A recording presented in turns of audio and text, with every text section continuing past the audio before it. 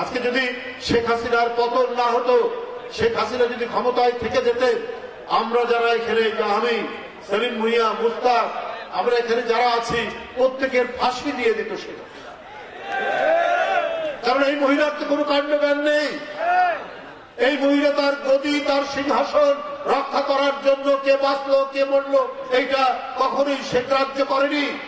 যে মহিলা তার ক্ষমতায় থাকার জন্য 5 বছরের শিশু আহাদকে হত্যা করতে পারে, যে মহিলা 14 বছরের একটি কিশোর গাজীপুরের তার শরীরে 40টি গুলি করতে পারে, যে মহিলা মুগ্ধের মতো একটি ইউনিভার্সিটির ছাত্র তার সহকর্মীরা পুলিশের গুলি খেয়ে লুটাচ্ছে, তাদেরকে পানি দেওয়ার জন্য পানি লাগবে বলে ছুটে গিয়েছে, এদেরকে যে হত্যা করতে পারে সে তো আমাদেরকে বাঁচিয়ে রাখার কথা নয়।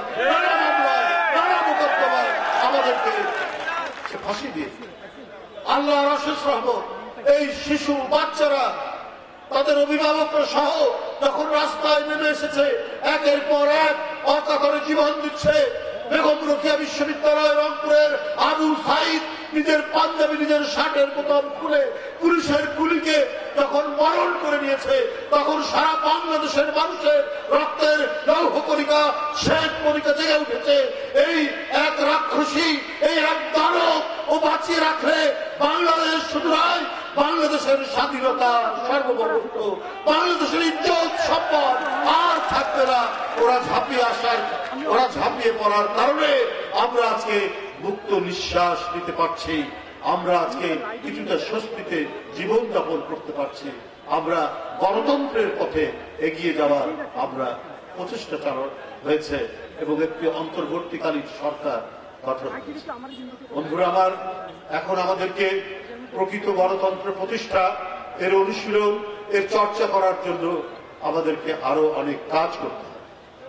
আমাদেরকে অনেক কাজ করতে হবে। কোন গরিমসি দিয়ে গণতন্ত্রের যে মূল যে কাজগুলো, সেই কাজগুলোকে বন্ধ রাখা চলবে না। সেই কাজগুলো শুরু করতে হবে। আপনারা জানেন যে এদেশের মানুষ ভোট দিতে পারে না। 17 বছর যে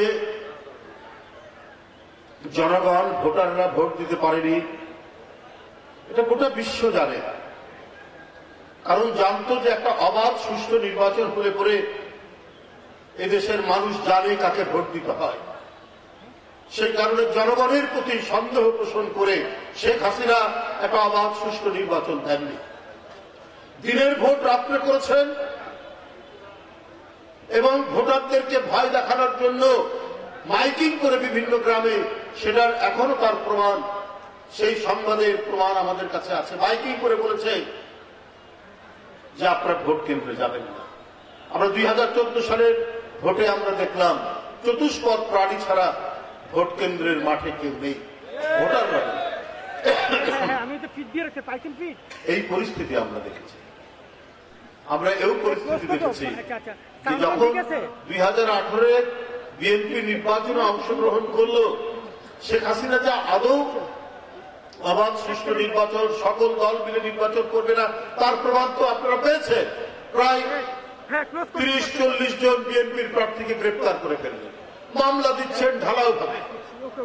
এ কি ছিল? এটা ছিল নির্বাচন নিয়ে একটা ছিনিমিনি খেলা। সেই ছিনিমিনি খেলা আমরা শেখ হাসিনার সময় আমরা দেখলাম। সুতরাং জনগণ যেহেতু ভোট দিতে পারেনি, জনগণের ক্ষমতা শেখ হাসিনা কেড়ে নিয়েছিলেন আইন শৃঙ্খলা বাহিনীকে দিয়ে। তিনি মনে করতেন যে এই জনগণই তার শত্রুপক্ষ। সুতরাং এখন পরিবর্তিত পরিস্থিতিতে ডক্টর মোহাম্মদ ইউনূসের সরকার, এই সরকারকে সমস্ত গণতান্ত্রিক রাজনৈতিক দল সমর্থন দিয়েছে।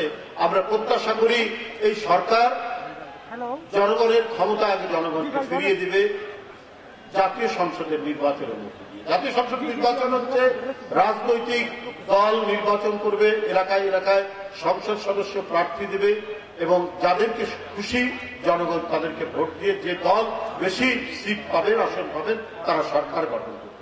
এটা শেখ হাসিনা 17 বছর হতে দেয়নি।